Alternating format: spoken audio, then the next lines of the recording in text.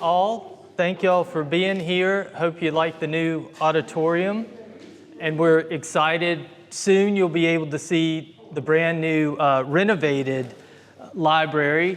August is our target date for the soft opening there. So that's coming soon, but we're so glad to have you here for our celebration 225 years of library services in Georgetown County. So all the way back to 1799, the library's been here. So that's a big deal. Our director, Dwight McInville, will be here Tuesday. He'll be talking about that history, the history of the library, starting in 1799, right here in Georgetown County. So we're still going strong thanks to people like y'all. We appreciate it. So 225 years, anniversary celebration. Happy birthday to the Georgetown County Library.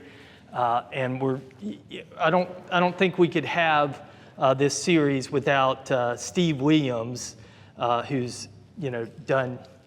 I don't even know how many talks he's done for us here, here and elsewhere, all around. At our other library branches, but it's nice to have him back home here at the Georgetown branch. So. Steve needs no introduction, but he is, we'll give him one anyway. He is a devoted, as you know, devoted educator, prolific author, award-winning columnist. Steve Williams, his job has been unearthing the treasures of history here in Georgetown County, and he's done it for so long and so well that I think we need to count him among the treasures of Georgetown County now. So we really appreciate him being here and sharing his wealth of expertise with us yet again. As I mentioned, prolific author, several books that explore fascinating facets of local history. Just to mention a couple of titles, can't get them all in, but Ebony Effects, 150 Unknown Facts About Blacks in Georgetown. That book's been reprinted multiple times now. As I Travel Along, the story of Harriet Tubman and James Bowley. That's a great one, and that's near and dear to our hearts here. Steve is helping us. We're going to get a sculpture here in the library of Harriet Tubman bending down to whisper in the ear of her great nephew, James Bowley, as he reads from a book. So there's history here that connects with Georgetown County, because he would come back after she freed him from slavery. He would come back to become a school superintendent and a lawyer and a newspaper editor right here in Georgetown. And 24 extraordinary people who made a difference, among many of Steve's titles. And he also compiles videos, and we'll see evidence of that today, as he's got a very special topic. Today, he's going to talk about 4 extraordinary women, African-American women from Georgetown, who they left the nest, they spread their wings very wide, and went on to do amazing historic things out in the wider world. So without further ado from me, let's welcome in our very own Steve Williams. Thank you, Steve. Good evening. I want to thank my good friend, Dr. Dan Turner, and almost everyone here is someone I could personally call my friend.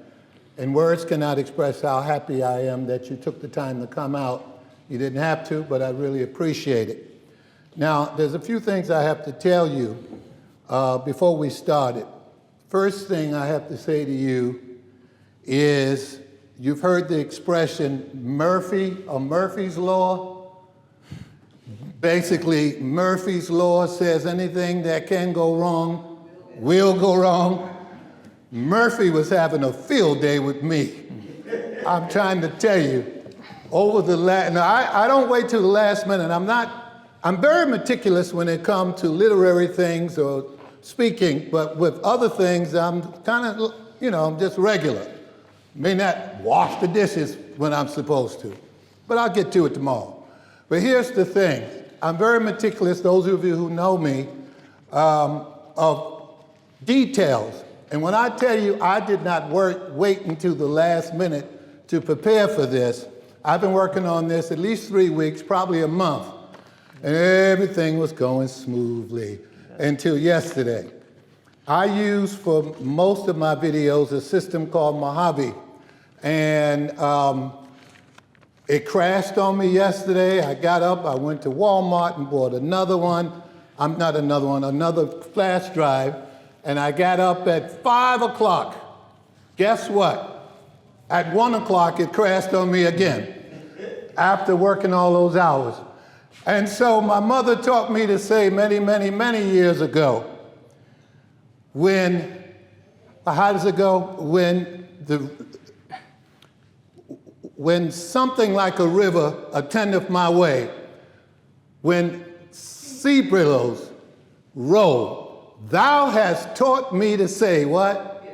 It is well. Oh, I've been saying it is well all day. All day. It is well, God. It's good all the time. And if I have to speak, I'll speak. But I wanted you guys to see what I have on this video because a lot of it is new. Now, I will say this, and I'm glad it's being recorded. Those of you who know me and those of you who don't, I have done extensive work on the heroes of Georgetown. One of them is right on the cover of my book, Mr. James, there. And Miss Lily. I love talking about our story. I love it. But I realize that I have been neglecting half of the Georgetownians. I haven't said a whole lot about women. And a few weeks ago, one of my good friends told me about her sister, and I almost fell out my seat because I kept saying to myself, Miss Evelyn, how come I didn't know about this? No one ever told me. No one. Of course, I'm talking about one of the women I'm going to be talking about today, Dr. Reverend Jacqueline Grant. But worthy of hearing. When I tell you she's international, she is international.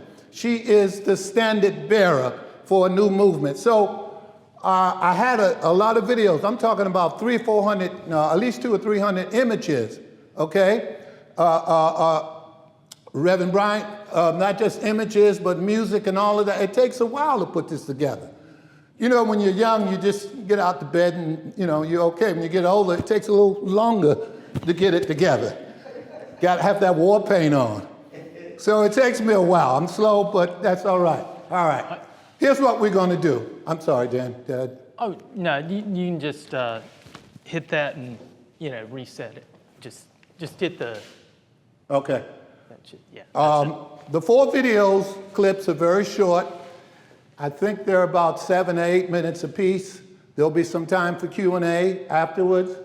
One of them, the one that most of us know or knew, is the great Minnie Kennedy. That was dubbed over with the audio. So Dr. Dan was nice enough to find a speech that I did, a presentation I did in 2018 on 5 current black female heroes and 5 who are gone on. Of course, Minnie Kennedy was one of them. So we're going to watch that first. But before we do that, let me read this. This was supposed to be on the video, but Murphy said no.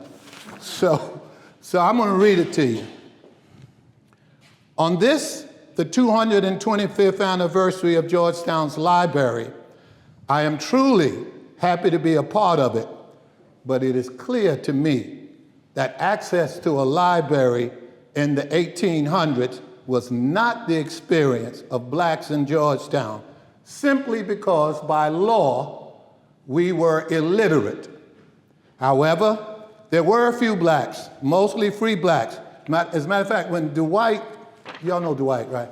When what's his name? McInnell. When he said, Steve was celebrating 225 years ago, I said, you celebrating it, but not me.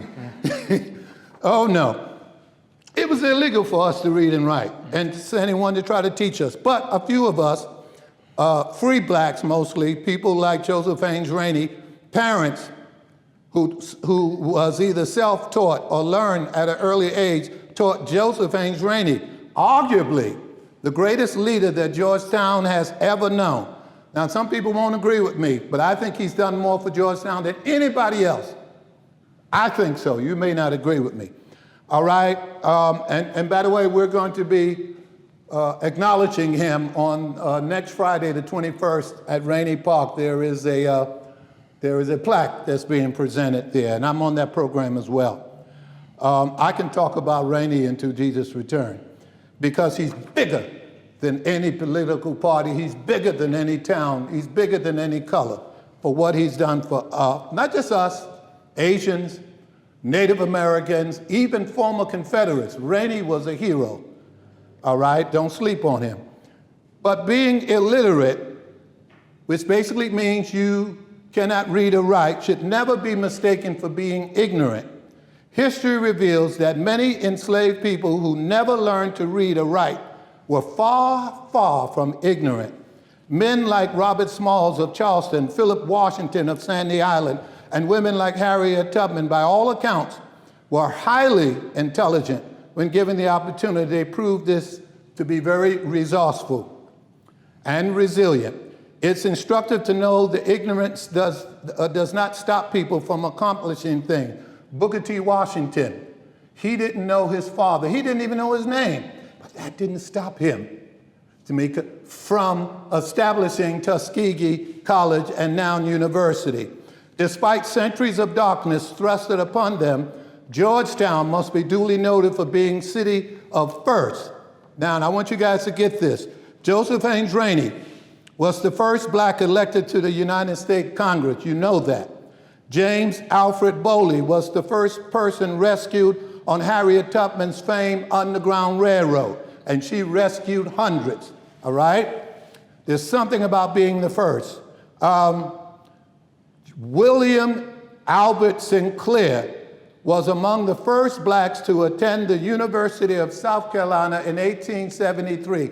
The doors were only open for 4 years, 73 to 77.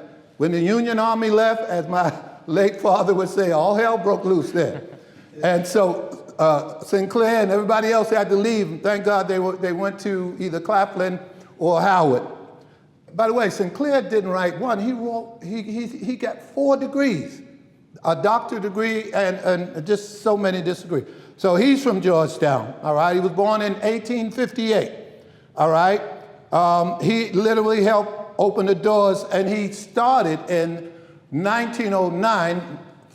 He was one of the founders of the NAACP, the original first meeting. He was there, and he worked with them for many years.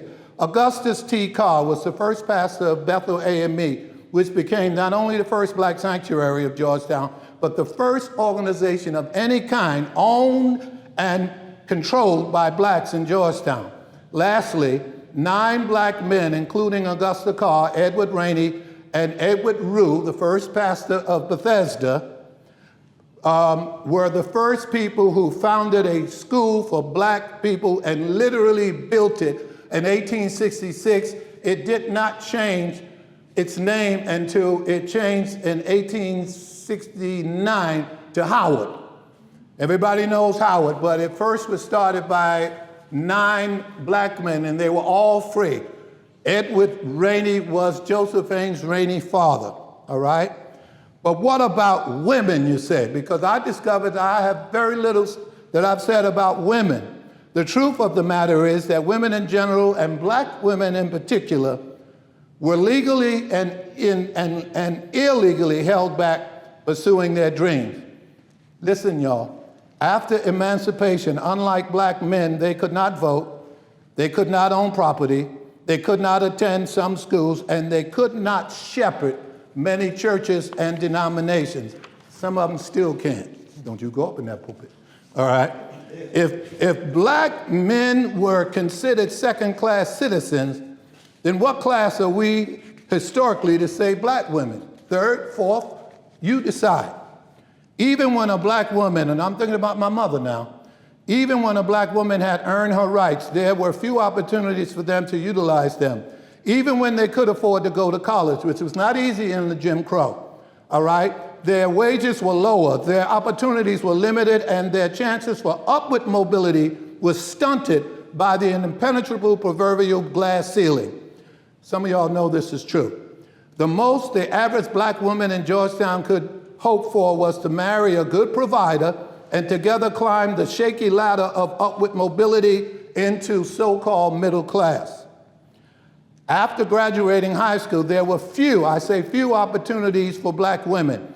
They could either leave the South and go north seeking a better life, or they could become a teacher, or go to college and become a teacher, or they can do domestic work, which my mother did for many years, cleaning other people's houses, cooking other people's food, washing other people's clothes, and raising other people's children.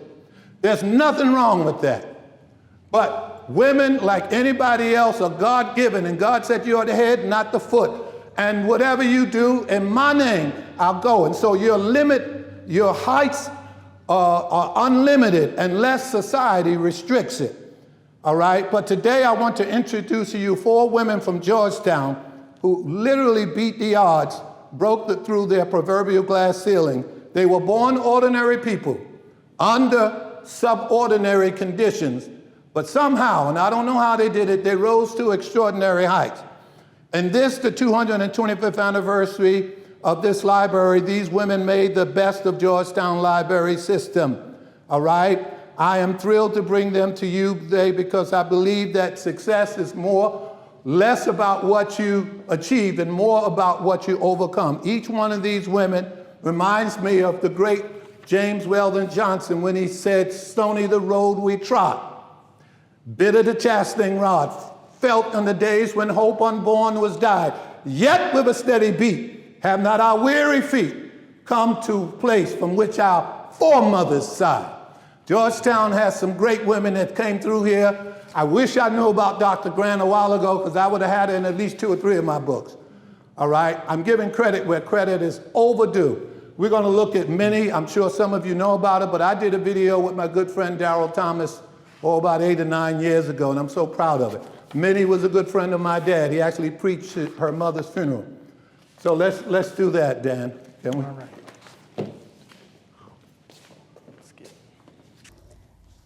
I knew Minnie Kennedy for quite a while. As a child, she was reared on the Root Plantation, and she never forgot her humble beginning there. She always told us about her childhood experiences on the plantation, and she always told it in such a way to make you laugh. She graduated from Howard High School, valedictorian of her class, attended State College, taught in Georgetown for a few years, and moved to New York. But she never forgot Georgetown, and eventually she returned to Georgetown. And Minnie was a loving person, full of wisdom and courage, never afraid to speak up for what she believed in. No matter who it was, she would let them know her feelings. And she always spoke up for the rights of blacks. And she came back to Georgetown and got involved in the uplifting of blacks, and always encouraging the young people to attain the highest educational level possible. Her life is just dedicated to helping others. Now, let us take a closer look at her life. Minnie the Rebel. When Minnie Kennedy was born on December 25th, blacks were not allowed to give birth in Georgetown's hospitals. So Minnie says, a colored midwife delivered me. When I came out, my mother told me I grabbed a hold of the midwife's apron and would not let go. Neither my mother nor the midwife could pry my fingers loose. Then my mother called for my father. "William, come here," she said. "I think I got a witch." As she grew old enough to learn the story of her birth, she laughed and told her mother, "Mama, you didn't have a witch, you had a rebel. I was trying to tell you something, but you didn't know what I was saying. I was trying to tell you to put me back where I came from. It's too dangerous out here." Out here was Georgetown, South Carolina in 1916, a world where blacks were just a generation or two from slavery, a pre-voting rights, pre-civil rights, pre-integration world with virtually no rights, a Jim Crow world of black codes, race riots, and lynchings, a world where blacks were thoroughly relegated to second-class citizenship. This was the world that Minnie Kennedy inherited in the 1920s and 30s. It was also during the Great Depression, and in the irony of ironies, Minnie would grow up around one of the richest men in America, Bernard Baruch. In 1905, Baruch, a Wall Street mogul and presidential advisor, purchased 18,000 acres of plantations in Georgetown and renamed it Hobgoblany. The property came with several antebellum structures. It also came with slave cabins and slave descendants. Benevolently, Baruch allowed the descendants to stay on and work as domestics. Two of these residents were Minnie's parents, William and Daisy Kennedy. "My mother was Mr. Baruch's cook," says Minnie. She cooked for Baruch, President Roosevelt, Winston Churchill, and other dignitaries. "My dad was a jack of all trades who took them duck hunting and gaming. Our house was the closest house to the Baruch mansion. Growing up, Minnie did not particularly like what her parents did for a living. It was too domestic, with too many bosses, not their color. I had strong negative feelings about segregation because I didn't understand it. She attended a one-room grade school with the other colored children on Hobgoblany. Despite the hand-me-down school books she was given, Minnie wanted to learn, so she made the most of it. After grade school, she attended Howard High School in Georgetown and graduated at the top of the class of 1935. Minnie overheard Bernard Baruch promise her father one day that if any of his children wanted to go to college, he would pay for it. She never forgot the promise. After graduating from Howard, Minnie applied to South Carolina State College in Orangeburg and got accepted. In 1935, the tuition for South Carolina State was $30 a semester plus $12 for room and board. Every year, Minnie's dad worked hard to send her back to state, and every year there was less money to do so. One day, without telling her parents, Minnie wrote Bernard Baruch a letter reminding him of his promise. True to his original promise, Baruch wrote back to Minnie's parents with a check for $600, but he also attached a note which read, "That Minnie sure is rude." Minnie's parents admonished her for bothering the busy Mr. Baruch, but Minnie responded, "But a promise is a promise," and he promised. After graduating from state, Minnie returned to Georgetown and taught math at Howard High School. She worked for a short time, but in her heart, she wanted more money, more respect, and more opportunities. Longing to be a part of something bigger, she moved to New York City. Despite the accommodating household in which Minnie was raised in New York, she discovered people who found her interesting, especially her ideas about educating children. Before long, Minnie would be at the center of a new movement in preschool education, one with new ideas and new theories that aggressively challenged the existing practices of her day. She would become widely respected for employing teaching methods to teach children of poverty, methods that effectively build self-esteem and responsibility. She would become a successful school administrator and popular consultant on early childhood education. But something was still missing. Despite commanding a comfortable salary and respect of her peers, she was still restless.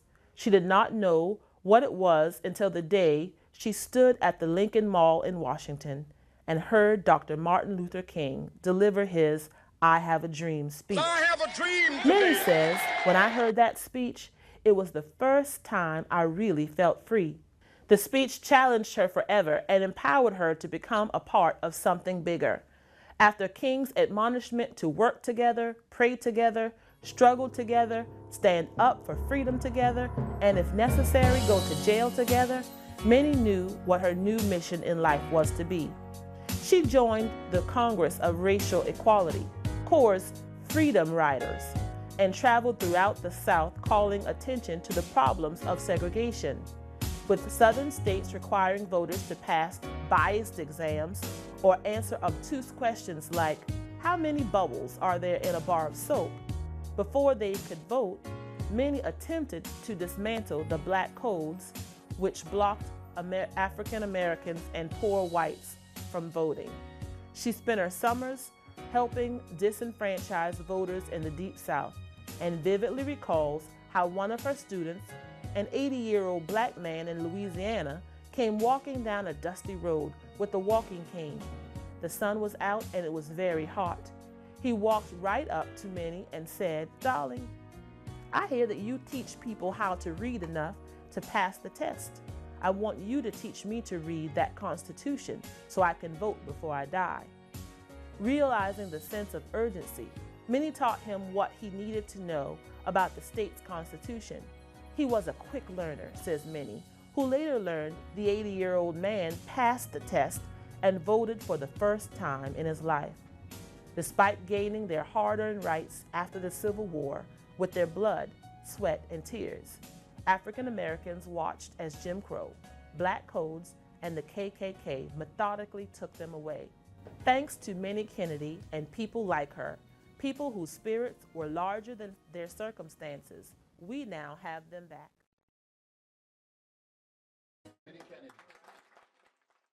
Okay, this next woman, I neglected to tell you, two of our heroes, or heroines, are gone on to glory, and two actually are still living. This next one, I befriended her about a year ago. She must have gotten a hold of one of my books, and she called me about a year ago. She lives in Long Island, New York. She graduated from Howard in '53. She's also, like so many of you, a former Miss Howard, and my good friend Viola Holmes Green was the one that put the crown on her head. When I told her, Vi, that I found a picture, she lit up like it was Christmas. And she had been telling me, like most people do, about the glory days of growing up in Georgetown and attending Howard. And she said, "Steve, I want to send some of your books to some people." I said, "Thank you." And then when Dr. Dan asked me to do a presentation, I started thinking of great women who have gone through some barriers and broke through the proverbial glass ceilings of what society wanted them or wanted them not to become. I find her story very interesting, and I hope you do as well. But when I put the video together, that's why we're doing mini on a different one, because the audio overlapped. That was, again, Murphy. So, but I think hers is clear. Her name is Lily Mae Crowder, and some of you may remember her as Lily Mae Brown. Does that name ring a bell? Yeah. Okay. Yeah. Lily Mae Crowder, formerly Lily Mae Brown, was born and raised in Georgetown, South Carolina. She attended Howard High School and graduated in 1953. That year, she was bestowed the prestigious honor of being named Ms. Howard High.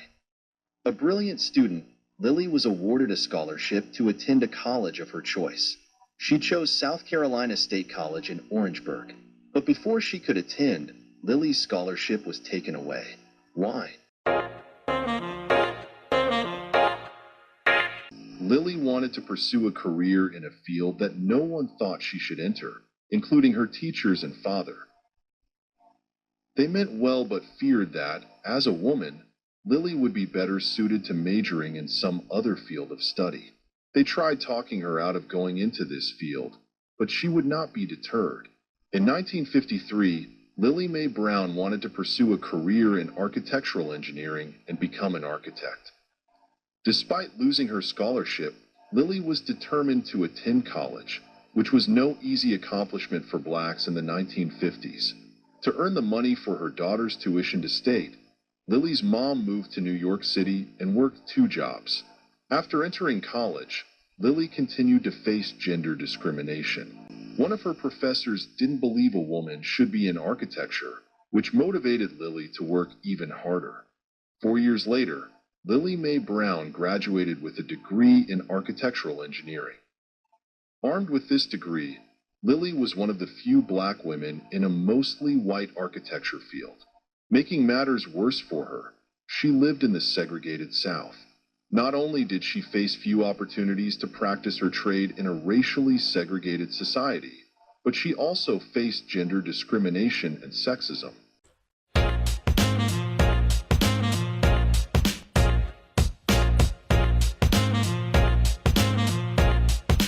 Over and over, doors were slammed in her face. Having a degree but no job was beginning to wear on her, not to mention the many who could not wait to say, "I told you so." In 1958, the late great Modest Squires, the principal of the newly built Choppy High School, recruited her to come to teach mechanical drawing. Lily accepted the job, but in 1960, she boarded a bus and arrived in New York City with an eye on her future and a chance to realize her career goals.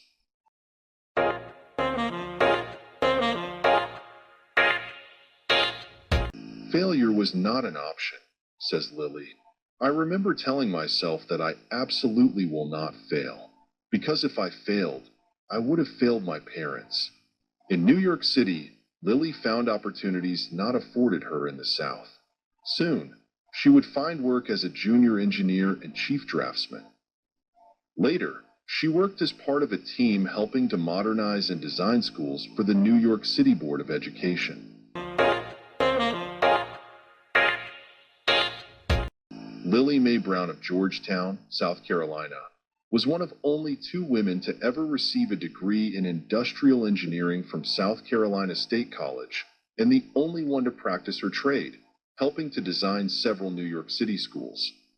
Looking back, Lily distinctly recalls a saying from Shirley Chisholm, the first black woman elected to Congress. "If they don't give you a seat at the table, bring a folding chair." All right, if they don't give you a seat at the table, what you gonna do? Bring a folding chair. I ain't going. All right. Huh? The folding chair has taken on a whole different meaning. Yeah, but that's better than duking it out. Yeah. All right. She is doing well. Living in Long Island, I couldn't put everything on there, but she has a couple of organizations, political organizations. She really helped the local sheriff or lieutenant get elected. She's still very, very active. She's retired from architecture, but doing quite well. This next lady, again, I found out about her a few years ago through her niece, Marilyn, because this lady, well, you're going to see, this lady, there was so much material out there on the social media out there that I couldn't believe it. She, again, is a hero. Now, she was born in Georgetown, but at an early age, she left to go live in Sumter with her parents because her dad was the provost of Morris College and what have you. But you're going to see some of the things that she did. But the most incredible thing is, for the first time, Duke University, very prestigious, decided that they were going to do 2 things. They were going to name a building after her and give her a significant endowment, not her, but for the students. They didn't have to do it, but they did it. Her name is Wilhelmina Reuben Cook. Wilhelmina Reuben Cook. Born in Georgetown, South Carolina, on December 13, 1946, Wilhelmina Reuben Cook was the eldest of 6 children of the Reverend Dr. Odell R. Reuben and Dr. Anna Mays Daniels Reuben. Wilhelmina, affectionately known as Mimi, was not just any ordinary child. A descendant of a long line of missionaries and educators, she was born into a family deeply rooted in the values of service and education.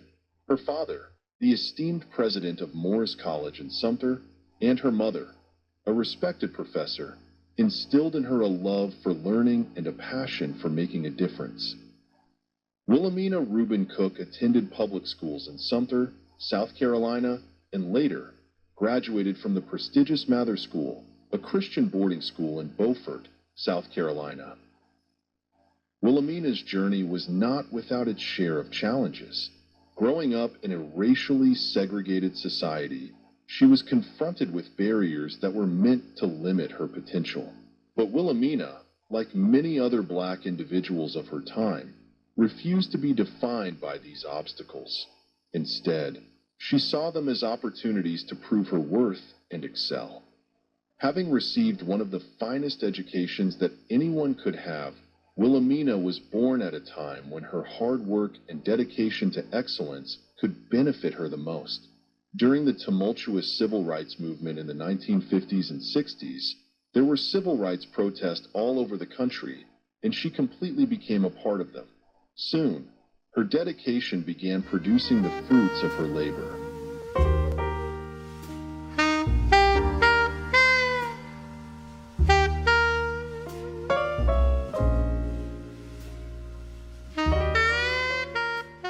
To any present member of this community, it's almost inconceivable that Duke ever could have maintained a policy of racial exclusion. But racial discrimination was once the official practice of this school, as it was of the surrounding region and de facto much of this land. The history of racial exclusion is the history Duke set out to reverse with the admission of the first African American undergraduates.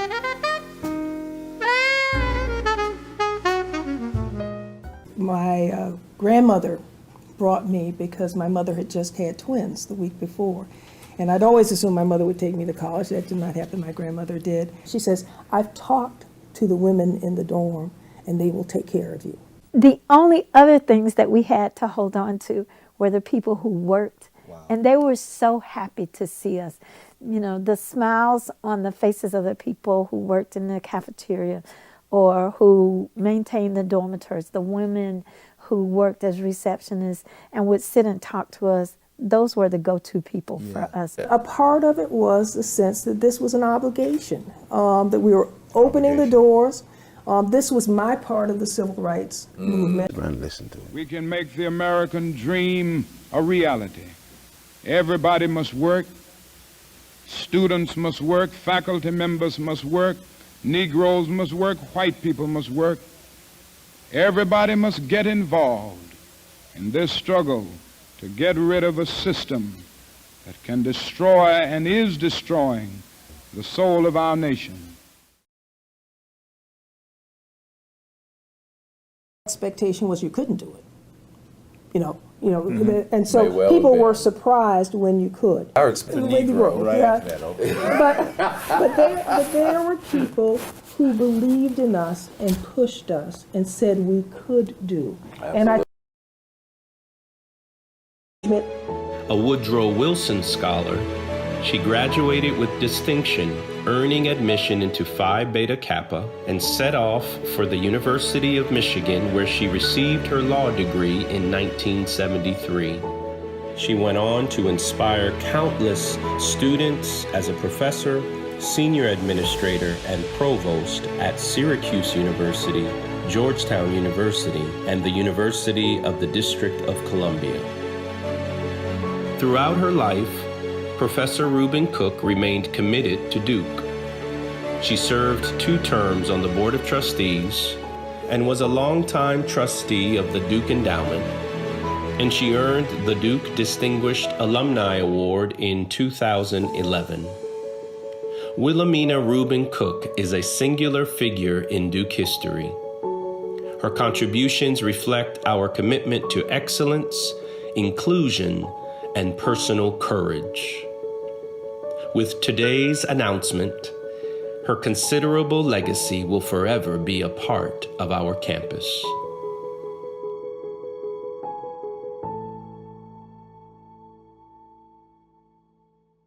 Okay, before we get to the last one,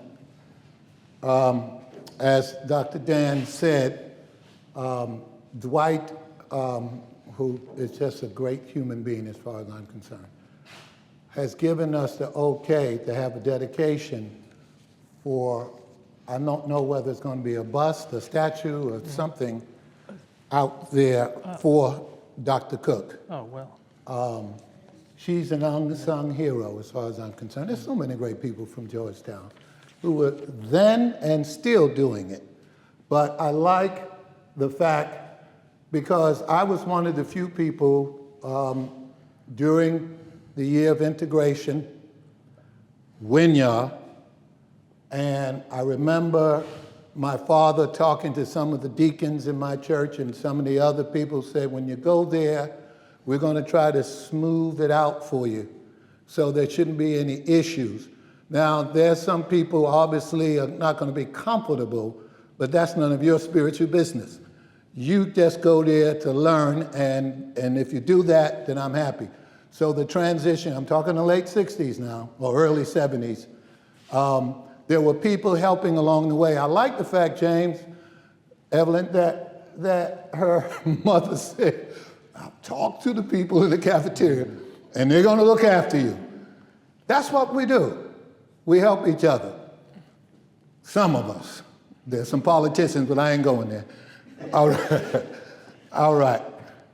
This lady, I mentioned my good friend Viola Holmes Green, but this lady, again, I didn't know about, can't know everything, but her sister is here. Her name is Dell Grant. Give her a hand, please. And had it not been for Dell, I still would be ignorant. No one ever told me. No one, not even my friend James. But she is significant.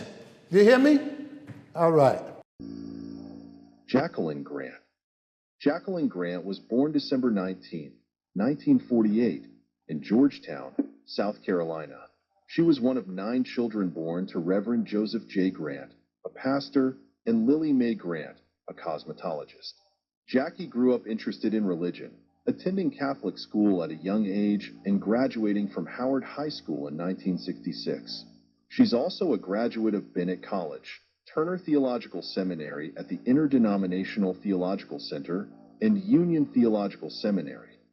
Dr. Grant was the first African-American woman to earn a PhD in systematic theology.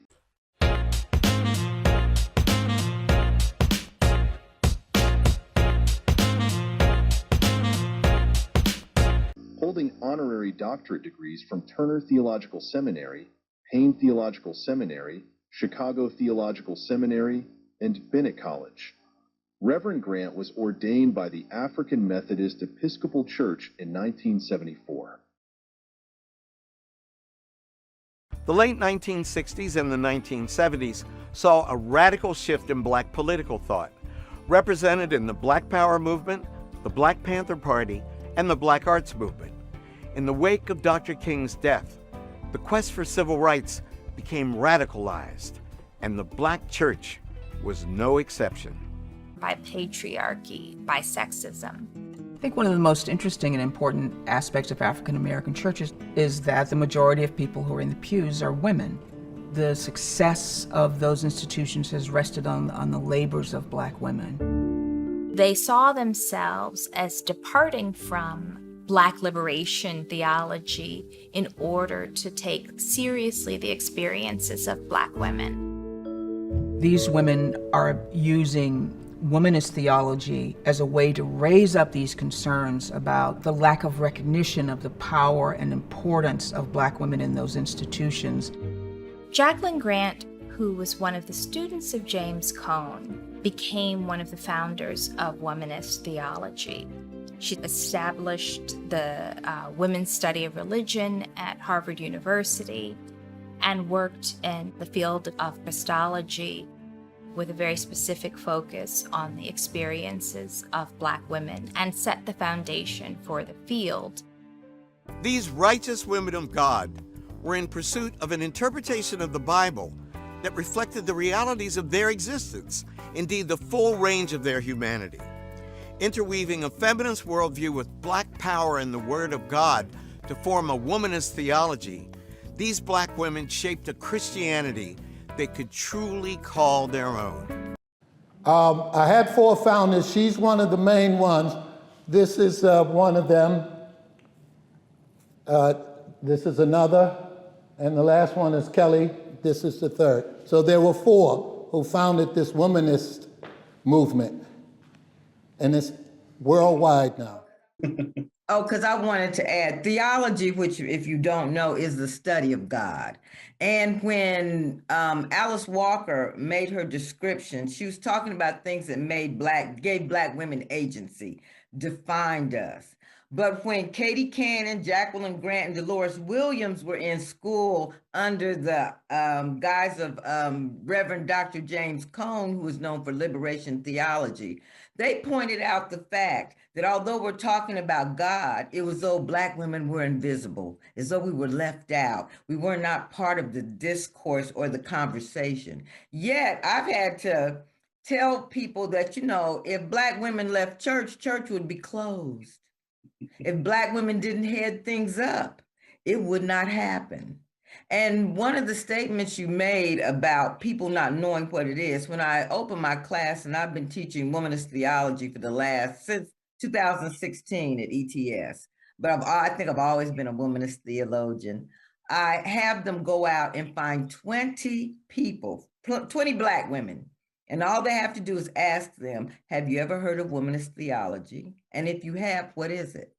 99.9% have not. Maybe 1 or 2% have heard the word, but they don't know the meaning.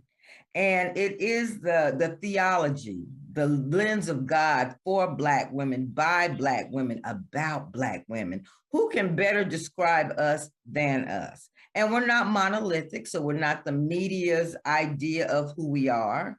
We are very varied in a lot of ways. We are sexualized historically. We're invisible. That's a book, and it is quite scholarly and used, again, around the world as a reference. I put these up here just so you can get to see. Of course, this was Mother Manual a few years ago, but nothing but men. Now, how are you going to have 80, 90% of the congregation women and all the leaders, or almost all the leaders, are men? Something's wrong. Something's wrong. And I know my daddy's turning over in his grave. But oh, I love this part. This is Mary McLeod Bethune. I love this quote. It's coming up next, hopefully. Hi, Mary. Is Murphy messing with you, Mary?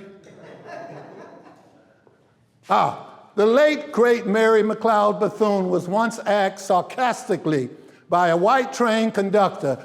He said, Arnie or Annie, do you know how to cook good biscuits? And Mary said, sir, I am an advisor to the presidents. I am the founder of an academic 4-year college.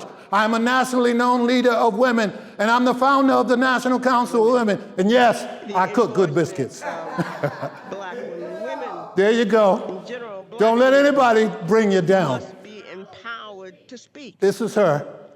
And they must Jacqueline. be heard.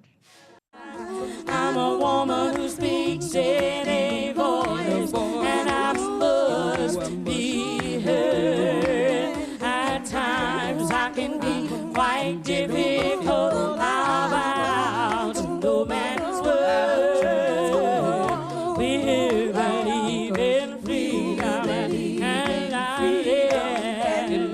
rest. Hear me talking to you. We believe in freedom, and I rest until not needing to clutch for power, not needing the light just to shine on me. I need to be one in a number as we stand against tyranny. We believe in freedom, and not rest. Oh, we believe in freedom, and not rest until All right, I have paid tribute to some great Black women. I thank you guys for coming out. We're going to open it up for, thank you. We're going to open it up for some questions, if I can. Most of you know these people way before I did, but any questions? Yes, sir. I want to say that Dr. Jacqueline Grant was my professor when I went to ITC. Okay. And she taught a class on womenist theology. Yes. And I took the Wow. Even though that book that she had, a different interpretation of it. Yes. She called it white women Lord, white women Lordy and black women Lordy. Lordy, yeah. She's written lots of books, yeah. And also another thing about her is that she challenged things in the church on something. Look here, that's probably why I haven't heard of her. One of the things that what she did was that, correct me as well, once upon a time when every time we had communion on first Sunday, Right. women always had to put a little white scarf on their head. Yes. And that came from, we call it we use two different terms, exegesis and eisegesis. Right. Exegesis is doing research, eisegesis is your personal interpretation. Exactly. Exactly. And that's what she had on. Her degree was in the area of being studying the mind of God. Yes. And what she challenged the AME Church on why we still use this outdated methodology of putting something on our head. And she wondered because a lot of people don't know that was based on Paul writing, because during the Corinthian time, Corinthian was almost like Charleston. Mm-hmm. Everything happened in Charleston. Right. And Yeah. sexuality, Yeah. in Charleston and Corinthian the same way. And what happened? A lot of the prostitutes, when Paul went there in Corinthian, he taught them. Mm-hmm. And to have a prostitute in Corinthian time, all was bald headed. That's how you could recognize a prostitute there in Corinthian year. They were bald headed. Was that voluntary? That was their custom. Custom, really? And when some of the prostitutes, a lot of prostitutes started listening to the teaching and preaching of Paul, they changed. Yeah. They became Christians. And Paul was trying to tell them, a lot of people misinterpreted, the Southern Baptist misinterpretation also. What Paul was telling them, what they were saying that when you go to church, you need to cover up your head. My mother used to say that, yeah. And you cover up your head because people still don't think you're a prostitute. Right. And we interpret that. She challenged the AD church, and guess what? Well, here's we don't have to do that. Here's what I know. Every faith, every belief system have their own traditions and customs. Either you do it, or you believe it, or you don't. But something I know, flesh and blood didn't reveal this. But if she challenged the church, that's probably why I never heard of her, because what happened, that quote up there, that at the end it says, do not go where the path may lead, but go where there's no path and leave a trail. Yeah. These women went where there was no path and leaving a trail.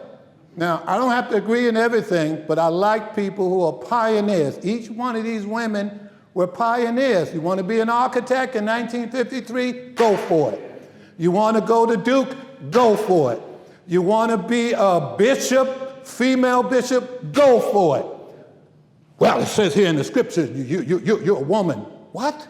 So I like people who are pioneers who go after it. Sometimes you get in trouble, but you got to do where the Lord is leading you. Dell has a question. Just one correction. She's the first woman, not the first African-American woman worldwide to receive a PhD in systematic theology. Right. And you know what, Dell? I've seen that quote several times. To this day, I don't know what systematic theology is. Oh, the mind. Okay. Thank you for clearing that up. Yes. One of my sisters was married to Miss Minnie Kennedy's nephew. So we knew her on a personal level. Right. She was a personable person. Yeah. And the best storyteller there is. Yeah. And yeah. we slept in her house. We ate her food. And we've had her cocktails. She was a cocktail lady. Yeah. And but one of the proudest moments that she shared with her family was to be able to see and to go to the inaugural Of Barack Obama. Yes. Yes. And she brought everybody in the family back the books of Barack, Michelle, and the family. Wow. Yeah. And her whole home was display of black people. When you normally walk into somebody's house, back in those days, you would see a white Jesus. Right. Miss Minnie's vision Right. was bigger than her. Right. And she pursued those dreams. She was a walker. That's a good example, Reverend Bryant. Jesus doesn't have to be white. That's what I'm saying. So now you get in trouble with some people. What was that? There was a TV personality a few years ago. What you talking about? Santa Claus is black. Well, were you there? You know. So you have to have your own, as Dale said, what do you call it, systematic? You got to think. All right. Any other questions, Sadie? Oh, really? And they talk all the time. I'm going to be talking to her tonight. What's your daughter's aunt name? Who? I said Lily Crowell is my daughter. Right, I'm going to talk to, Lily's the aunt. Somebody just the other day told me there was some kind of relationship with Lily. I don't know. Yes, Dan? You know what? I love all these ladies that you brought up, and it's very nice. But what happened to Williams? I'm getting up the subject a little bit. Who? Williams, who was in the hospital at that time. Who? Miss Williams, the hospital. The hospital. Oh, Florence Williams. On Duke Street. Yeah, Florence Williams. Yeah, Florence Williams. I had her in one of my other presentations, and if God give me strength and creek don't rise, before I leave this earth, I'm going to get a marker on Duke Street for her. And if you need any help, see me, because she was very precious to me, because when I went to Howard High School of Town, Right. I could look, one of my rooms was facing her building. Yeah. And it always bothered me, not quite a few times, but it bothered me to see that this is something that was here since I was born. You're right, and she should be recognized. For those who may not know, because we don't have, this is going on the air as well, but Florence Williams in 1925 received an epiphany, a revelation from God. She was a nurse, and according to her, she had a dream, and in that dream, God told her to start a hospital. Now, he didn't say it like that. It was a little boy, thank you, Tamika, that was suffering, a little black boy suffering with lockjaw. And the doctor told her, said, Florence, you're a good nurse. If you take care of him, I believe he'll get better. And he did get better. And Florence took that as an omen that God wanted her to use her house on Duke Street, which is the big rambling house right next to Howard, and started that. And there wasn't any rinky-dinky hospital. It had 2 wards, maternity wards. It had, and what I like about her, she trained young black girls or women to be nurses and did so much. And from 1925 to 54, which is the same year the George Memorial Hospital opened up, it was Florence Williams. And James could tell you, during CCC, Roosevelt Administration Civilian Conservation Corps, when they were fixing all of the roads are paved now and all of that stuff going up to the Little Neck. But back then it was nothing but trees, and if some of the workers got hurt, there was no hospital but Florence Williams Hospital. And Brother Williams, who moved up to Pennsylvania with his family, he told me something I didn't know. He said that there was no ambulance service, so you had to ride in a hearse at one of the mortuaries, you know. Stony the road we trod, bitter the testing rod. Gone felt on the days from gone. So we've gone through something. And we must pay tribute and homage to these people who've paved the way. Very often people who are first get punished first. Yeah. Huh? Your family too? Yeah, no relation to me, I don't think so. Yes? It's important to know that she treated both black and white people Right. in the same hospital. Right, right. Yeah, no, she didn't have segregation in her hospital. Yeah. We need to get a marker for her, whatever. All right, Marilyn, you just missed the presentation, but I'm going to have it on film. Any other questions? Yes. Oh, really? Okay, good. I didn't know. I would like to see a picture of James. I've been trying for 15 years now to find a picture of that hospital. Yeah. Okay, we're gonna, huh? Florence Williams, Duke Street. Duke and Duke and King. Right near the old Howard. right across from you, Cheryl. Yeah.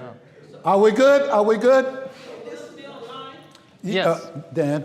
It'll be, Aaron is videoing it. He'll edit it, and it'll be online. The Georgetown County Library YouTube channel. Yes, online. And you see this one? Yeah, YouTube. Yeah, Georgetown County Library.